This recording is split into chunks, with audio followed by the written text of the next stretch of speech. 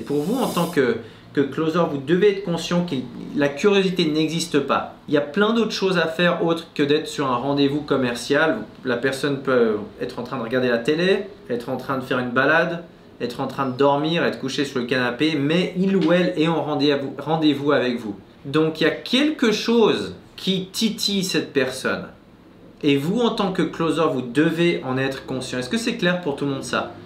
Vous devez être conscient que la curiosité, finalement, c'est votre job et votre responsabilité de creuser vraiment, d'arriver sur le bas de l'iceberg, de trouver les vraies problématiques et d'être conscient que la curiosité, c'est généralement simplement une excuse de la part du prospect parce qu'il n'a pas, pour le moment, suffisamment confiance en ce que vous faites et ne connaît pas suffisamment même ses propres besoins et ses propres problématiques pour vous dire bon bah j'ai tant de budget, allons-y.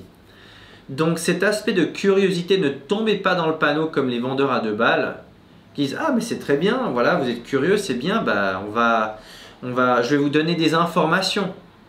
Donc ne tombez jamais dans ce panneau en disant je vais vous donner des informations, voilà comment est-ce que je peux vous aider, etc. C'est toujours, souvenez-vous, qui c'est qui pose, qu'est-ce que ça veut dire poser des questions? Celui qui pose les questions a le contrôle de la situation. C'est la même chose quand vous allez en entretien d'embauche, celui qui pose les questions a le contrôle. C'est la même chose quand vous allez chez le médecin, c'est pas vous qui posez les questions au début, c'est le médecin qui vous pose les questions. Depuis quand est-ce que vous avez mal? Où est-ce que ça fait mal? Est-ce que vous ressentez ça la nuit? Est-ce que vous ressentez ça le jour? Est-ce que vous ressentez ça après avoir bougé? Est-ce que vous avez senti ça il y a 1 mois, 6 mois, 1 an? Comment est la douleur? Est-ce que c'est une douleur aiguë? Est-ce que c'est une douleur continue? Celui qui pose les questions contrôle la conversation. Et celui qui contrôle la conversation vend.